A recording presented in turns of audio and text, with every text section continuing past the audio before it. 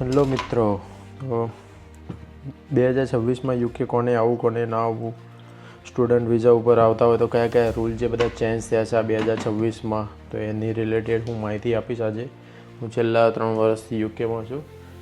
તો ઘણા બધા હોમ ઓફિસે અત્યારે રૂલ ચેન્જ કર્યા છે સ્પેશિયલી સ્ટુડન્ટવાળા માટે, અને જે લોકો સ્પાઉસને લઈને આવે છે સાથે એની માટે, કે બધા કોર્સમાં પાઉસ અલાઉ નથી અત્યારે. હવે PhDના જે કોર્સ છે, રિસર્ચ કોર્સ, એમાં જ અત્યારે પાઉસ અલાઉ છે.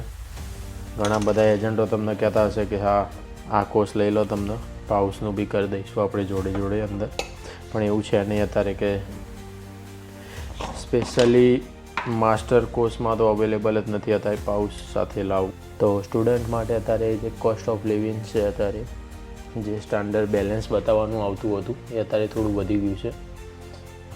લંડનમાં, આઉટ ઓફ લંડનમાં એ બંનેનું અત્યારે સેમ જેવું થઈ ગયું છે અત્યારે કોસ્ટ ઓફ લિવિંગ. તો એમાં ધ્યાન રાખજો અત્યારે. જે બેલેન્સ બતાવો એનાથી તમને વિઝામાં કંઈ ઇશ્યુ ના આવવો જોઈએ એનાથી, કારણ કે એજન્ટો હા કરી દેશે અત્યારે તમારો ફાઇલ લેવા માટે. ફાઇલ અપ્લાય થઈ જાય પછી રિજેક્ટ થાય તો એના કંઈ પ્રોબ્લેમ નથી. પ્રોબ્લેમ તમારે આવશે આખી ફાઇલનો, કે ભાઈ રિજેક્ટ થયા, ફરી કોઈ બીજી કન્ટ્રી માટે મૂકશો કે ફરી અપ્લાય કરશો તમે વિઝા, તો એ રિજેક્શનનો વસ્તુ ઇફેક્ટ કરશે કે ભાઈ કેમ રિજેક્ટ થયા હતા. તો એની માટે ખાસ છે. પ્લસ PSW જે અત્યારે હવે લોકો આવે છે એની માટે હવે 1.5 વર્ષનું થઈ ગયું છે. પહેલાં 2 વર્ષનું મળતું હતું, જે અત્યારે હવે 1.5 યર જેવું થઈ ગયું છે.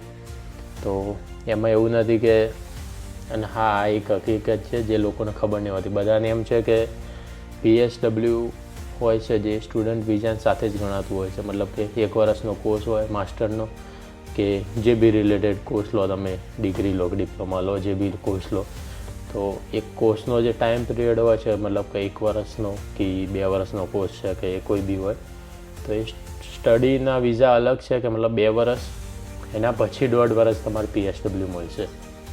એમાં PSW મળશે નહીં મળે એ તમારા ઉપર ડિપેન્ડ છે. જો કોર્સ તમે પ્રોપર પૂરો કરશો સારા રિઝલ્ટ સાથે, તો તમને આગળ PSWનો મળશે કોર્સ, PSW કરવા મળશે અપ્લાય. બાકી કોલેજવાળા જો સર્ટિફિકેટ નહીં આપે તમને તો તમે એ PSW અપ્લાય નહીં કરી શકો. તો PSWમાં તો હવે એ રીતનું હશે કે હવેથી 1.5 વર્ષ કરી નાખ્યું છે અમને, કે PSW 1.5 વર્ષ જ મળશે જે બી હવે નવા આવે છે એમની માટે, અને જે આ વર્ષથી અપ્લાય કરશે PSW માટે એ બધાને. પ્લસ ડિપેન્ડન્ટ વિઝા, જે ડિપેન્ડન્ટ વિઝા અત્યારે ખાલી જે PhD કરવા આવે છે, રિસર્ચ કોર્સ છે, એમની માટે જ અલાઉ છે ડિપેન્ડન્ટ વિઝા. બાકી જે માસ્ટર માટે આવે છે કે કોઈ બીજા કોર્સ માટે આવે છે એ બધાને ડિપેન્ડન્ટ અલાઉ નથી અત્યારે. એ જે 2024થી રૂલ ચેન્જ થઈ ગયો છે કે ડિપેન્ડન્ટનો અલાઉ. તો એજન્ટો તમને કહી દેશે હા આ કોર્સ લઈ લઈશું, પેલો કોર્સ લઈ લઈશું, તો તમે ધ્યાન રાખીને અપ્લાય કરજો કોઈ બી વસ્તુ. એજન્ટોના ચક્કરમાં ના રહેતા. ઘણી બધી વસ્તુ એજન્ટો ખરેખર હકીકત શું છે કહેતા નથી. ફાઇનલી તમે જો સ્ટુડન્ટમાં અહીંયા આવવા માગતા હોય તો કોઈ એવો કોર્સ લેજો જે તમારા સ્ટડીના રિલેટેડ હોય, આગળ જઈને તમારી સ્કિલ ડેવલપ થાય. જેમ કે એન્જિનિયરિંગ છે, ITમાં છે અત્યારે, કે કોઈ NHSનો કોર્સ છે. નર્સિંગમાં અહીંયા બહુ ડિમાન્ડ છે. BSc નર્સિંગનો કોર્સ અહીંયા બહુ જ, મતલબ તમને NHSવાળા જ હાયર કરી લેશે સીધા. એની માટે બી એક્ઝામ હોય છે. હું એક વિડીયો બનાવીશ, અહીંના લોકોને એક્સપિરિયન્સ શેર કરીશ તમને. ઘણા બધા મારા એવા ફ્રેન્ડ્સ છે જે અહીંયા ઇન્ડિયાથી આવ્યા છે ડાયરેક્ટલી NHSની જોબ લઈ. તો એ બી હું તમને એક્સપિરિયન્સ શેર કરે કઈ રીતે આવવું. સ્પેશિયલી અમદાવાદમાં બી છે એક એક્ઝેક્ટ નામ નથી ખબર અત્યારે, બટ હા એક ખાસ વસ્તુ છે, ગમે એમ કરીને અહીંયા આવી જવું એ મહત્ત્વનું નથી. એક્ઝેક્ટલી લીગલી આવો જેનાથી અહીંયા આવીને કંઈ પ્રોબ્લેમ ના થાય. મેન વસ્તુ છે સ્કિલ ડેવલપ કરજો જેનાથી અહીંયા આવીને કંઈ પ્રોબ્લેમ ના થાય. મેન કે ઘણા બધા લોકો અહીંયા આવામાં તો આવી જાય છે, પણ પછી મેન પ્રોબ્લેમ આવો છે કે જોબ નહીં મળતી. પછી કોલેજનો કોર્સ પૂરો કરી દીધો કે યુનિવર્સિટીનો કોર્સ પૂરો કરી દીધો, ભણી બી લીધું સરખી રીતે, PSW બી અપ્લાય કરી લીધું. જ્યારે પછી એ તમે ઓફિસ લાઈક ટ્રેડના રિલેટેડ જે